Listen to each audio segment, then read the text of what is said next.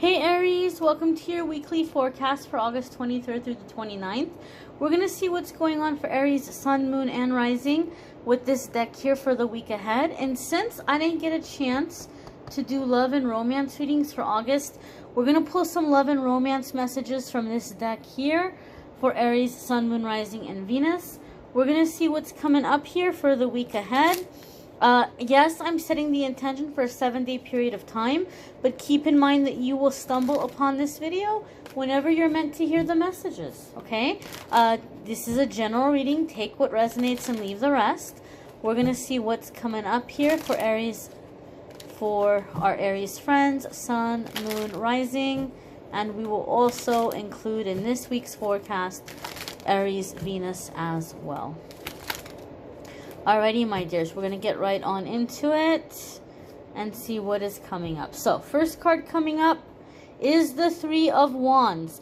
This, if I'm not mistaken, was also the first card for Leo. Some of you could be dealing with a Leo, okay? If you have a Leo placement, this could be a confirmation or emphasizing the message for you. Three of Wands can indicate here some of you might be preparing to put yourself out there in some kind of a way. If there's a business or self-employment or promotion, you may be preparing to put yourself out there, okay? Three of Wands tells us that we're going to be successful. We're going to put ourselves out there or put something out there and it's going to reap reward for us. It's going to have a positive return for us. Now, in some cases, the Three of Wands comes in with a sense of like the point of no return. You've come too far to go back now. And the energy that I'm feeling around this card for Aries is that some of you are very tempted to abandon a project, but you've put way too much into it.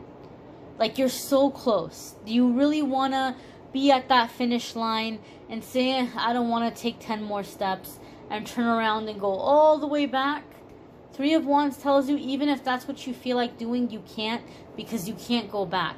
That road is closed. That road is blocked. There's nowhere to go but forward. Okay?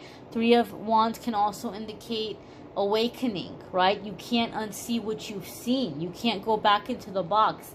Things are forever different, right? But it's going to be positive for you. It's going to have positive outcome for you. You just have to keep moving forward. Okay? You have to keep moving forward. The next card that's coming up for Aries is the Death card. This can be a really scary card for a lot of people, but it confirms what we said, that there's nowhere to go but forward. The past is gone. The past is done. When major arcana cards come up, we're in a new chapter in our life. We're in a defining moment, a significant turning point. Okay? And so life is forever changing because we're upgrading. We're coming into energetic upgrades. We're coming into moments of evolution and growth. The Death card can indicate for some of you, especially following the Three of Wands, if you are doing something in terms of self-employment, the Death card can indicate that this is it. You're not going back to the 9 to 5. You're not going back to the old career. Maybe you're doing a career change. You're not going back to what you were doing before. Okay, now the Death card can indicate Scorpio energy. Some of you could be dealing with a Scorpio. There could be a Scorpio that is coming into the situation. Maybe some of you are partnering up with a Scorpio on a collaboration for a business. This can also indicate, however, that some of you are going through like an ego death. As you're expanding, as you're awakening, as you're seeing things for what they are and not being able to go back to the past, some of you might find that you're not enjoying the things that you used to enjoy. Maybe you don't like your old friends. You don't like the music you used to listen to. You don't like the TV shows and the music you used to watch. And that can feel scary. You might be like, man, nothing brings me joy. Nothing makes me happy. You know, everything is just, just like not interesting to me, not doing it for me anymore. This happens when we're going through ego death, because we're conditioned to like what we like. We're taught from a young age, you should be more this way, you should be more that way. Oh, this is what's cool, right? We see advertisements, we see things on TV, and we're taught like this is the standard of success, or this is what's cool, or this is what you should want. And when we have ego death, we start to realize, you know what? I don't really like that. I'm not really into it. That's not really what I like. That's not really what I want. That doesn't really do it for me. And so even though it can feel very scary that nothing is bringing you joy or satisfaction, or you don't seem to be interested in anything, this is a temporary energy. It will pass. Basically, you're just coming into your authenticity and you're getting to know yourself from the beginning. You're getting to figure out who you are and what you like authentically. Who are you and what do you like authentically?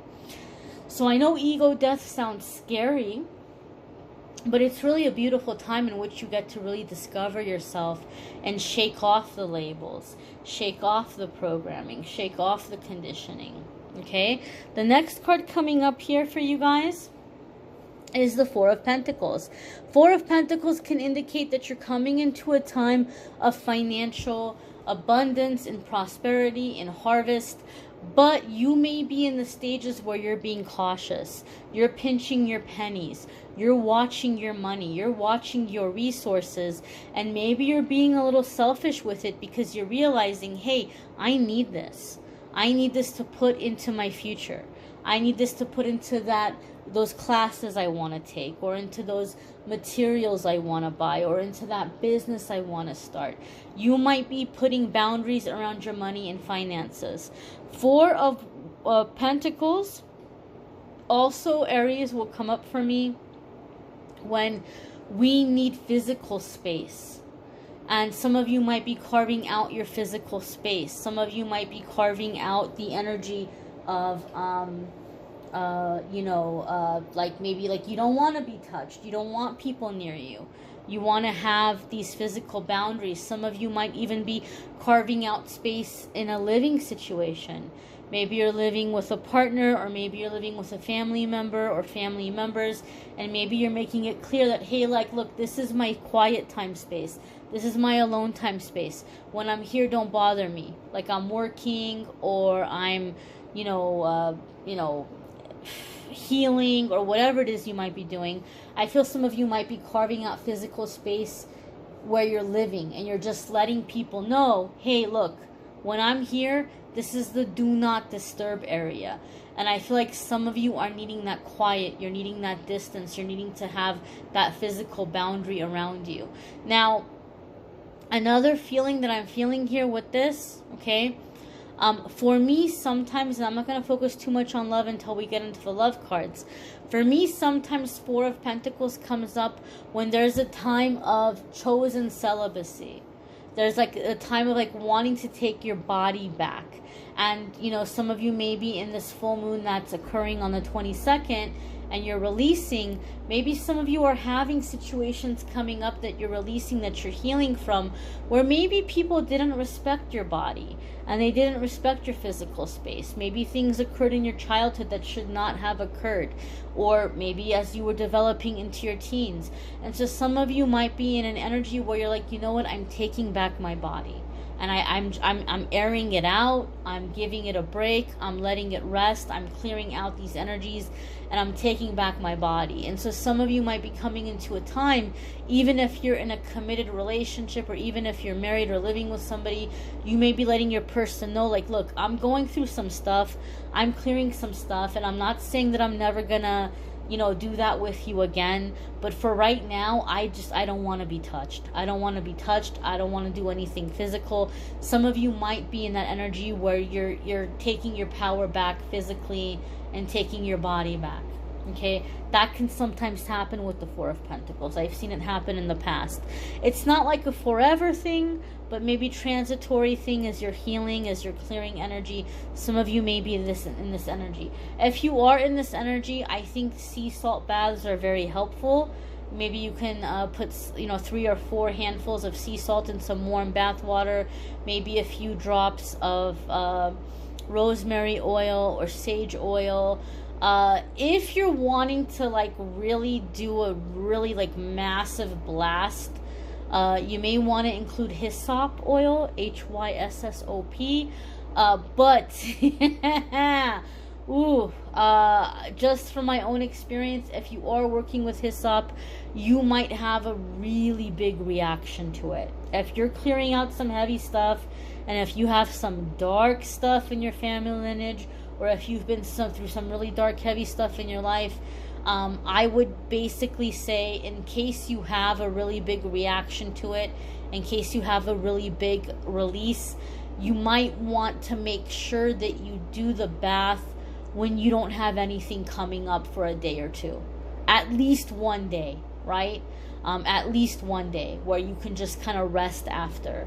You know, my experience with hyssop, the first time I ever worked with it personally, it was very intense for me. It was like, my God, it was intense. So that's not for the faint of heart. You may try it and you may not have a reaction to it. I don't know, but for me, it was a really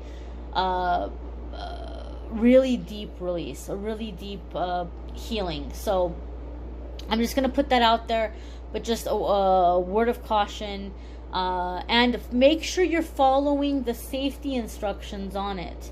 You know, make sure that, you know, if you're using something, sometimes we have to dilute essential oils if they're not already diluted. Make sure that you're reading the instructions, because different brands are going to have different uses, different suggestions. Make sure you're following the manufacturer's instructions. Just because something is natural and it's an essential oil, you know, it doesn't mean that, you know, you don't have to read the instructions. Read the instructions, because different brands are going to have different recommendations. But sea salt baths can be helpful. Incorporating lavender can also be very helpful while we're releasing, because it can bring some soothing healing to us as well. So maybe some drops of lavender oil or having a cup of lavender tea can be helpful as well. Okay, your next card coming up here, Aries, is the Ace of Cups. An Ace of Cups is a very positive card in general, right? In tarot, traditionally, Ace of Cups is talking about a new beginning, a fresh start, emotionally satisfying and fulfilling experiences, true love, soulmate kind of love. It can even be a new home. It could be coming to a resolution and forgiveness after a difficult time. Now, it has all these positive meanings. But for me, Ace of Cups is especially happy and especially positive, because over the years reading for people, one of the things I've noticed is Ace of Cups seems to come up when we're having a massive karmic shift into happy karma, right? Ace of Cups for me comes up when somebody has had the same garbage happen to them over and over and over and over again. And they finally get to the point where they're like, you know what, universe, I'm sick of this. I've learned my lesson. I just keep having the same thing happen to me again and again. And I know what to look out for. I know what the red flags are. I refuse to deal with this. I want to be happy. I'm not giving this another second of my time. I am done. Right? Universe says awesome. Aries is awake now. Aries no longer needs this, pain to poke them to wake up.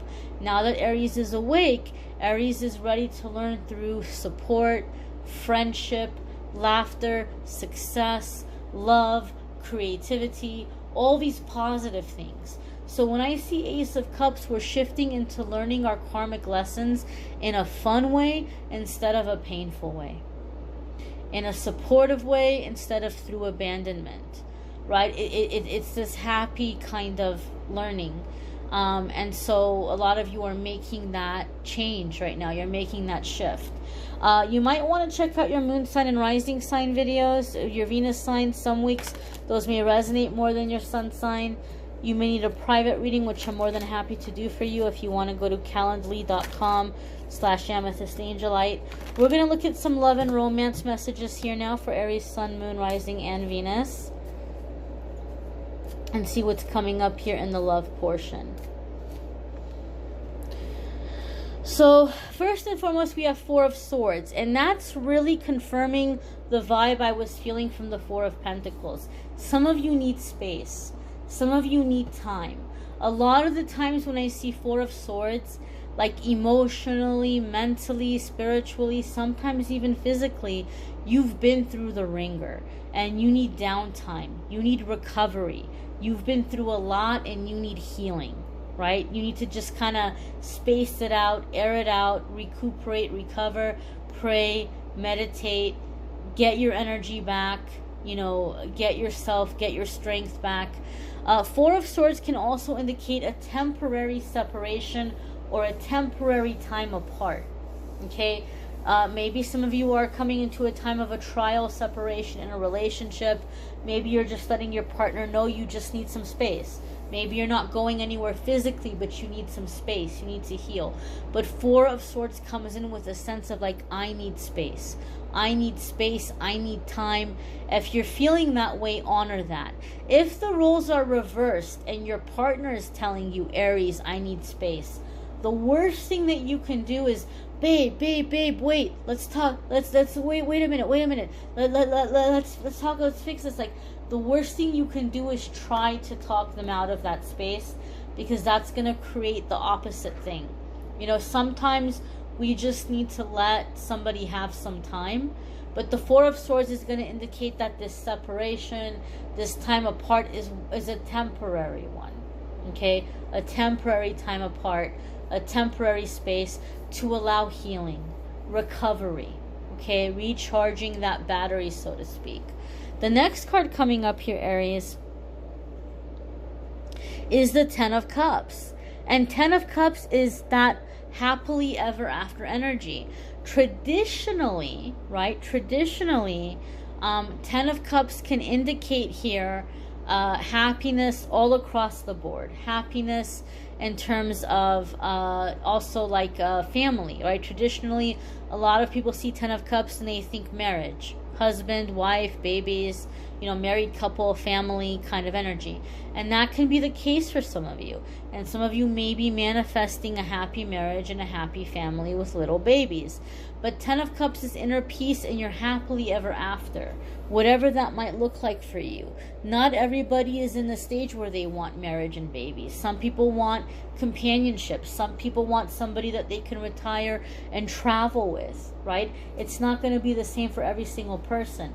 But whatever your Ten of Cups is, you're manifesting that at this time. I do have to give a word of warning, and I'm not trying to be a negative Nancy, but it is what it is. Aries, if you have a partner who has left a family to be with you, someone who's like, you know what, Aries, I'm finally doing it.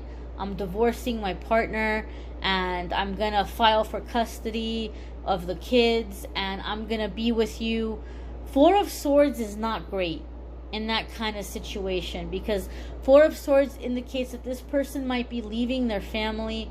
They might be leaving their spouse, but it might be temporary. And once they have some space and time away from their family and spouse, they may be realizing that, you know what, I really do have it good back home, right? My partner really does step up.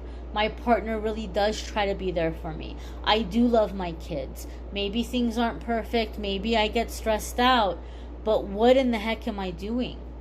I'm walking away from so much. And so those of you that do have a partner who's making a decision to leave a family, Four of Swords is telling me they're going to return to that family. They're going to go back to that family. Maybe they just were really stressed out and they've been through a lot, but after having some time away, they're returning, because Four of Swords is a temporary separation, a temporary time apart. That's not going to be the case for every single one of you, but Spirit is telling me to say that. So don't make permanent plans, right? Oh, well, this person's going to be with me, so let me go quit my job because I'm going to relocate with them. We're going to go and we're going to move to this other state, or they're going to take care of me financially. Or, oh, they want to be together, let me go ahead and let me, cancel my lease, or let me sell my house. Don't make permanent decisions for a relationship if your relationship is with somebody who is leaving a family, who's leaving children, okay, or who's leaving someone with whom they have children. And I'm talking about minor children. I'm not talking about adult children. I'm talking about minor children, children who are younger than 18, okay? I would just really, really recommend that you give it some time. Obviously, it's a general reading. Maybe your situation works out differently. There's always exceptions. But that is a message Spirit is telling me to share and to pass on here in this reading. The next card that's coming up here is the Four of Wands. And Four of Wands is stability and marriage. Marriage being honored. A temporary separation from a marriage, but coming back to that marriage, right? Because it's a temporary separation. Four of Wands is stability. It's foundation. It's, long-term plans. It's a partner with whom you have mutual friends. It's abundance. It's security. Okay? There could be, for some of you, a renewing of vows. After a time apart, a time of separation, a renewing of vows. But what I feel here is like there's an existing commitment which will be recommitted to. That's what it feels like to me. An existing commitment which will be recommitted to. And you're realizing that, hey, there's a lot here. There's a lot of good here. I don't want to walk away from it. I don't want to walk away from it kind of energy. Now, Aries, even if you're somebody that you've been with someone who's been back and forth between you and someone that they're married to or committed to, allowing yourself to honor yourself and to give yourself time and let yourself take your physical space, like that Four of Pentacles we talked about, you will manifest your Ten of Cups and you will manifest Four of Wands as well. But you have to honor yourself and you have to honor giving yourself your time, your space, having control and boundaries over your space is leading you to that Ten of Cups and that Four of Wands energy. Okay, as I said, you may want to check out your moon sign, your rising sign, your Venus sign if you haven't already. Some weeks it might resonate with you more than your sun sign. It might bring a little extra information. You may need a private reading, which I'm more than happy to do for you. If you want to go to calendly.com/amethystangelite, you can schedule a private reading with me there. I thank you all for watching, liking, sharing, commenting, subscribing. I'm wishing you all a wonderful week ahead, my dears. Take care. Bye-bye.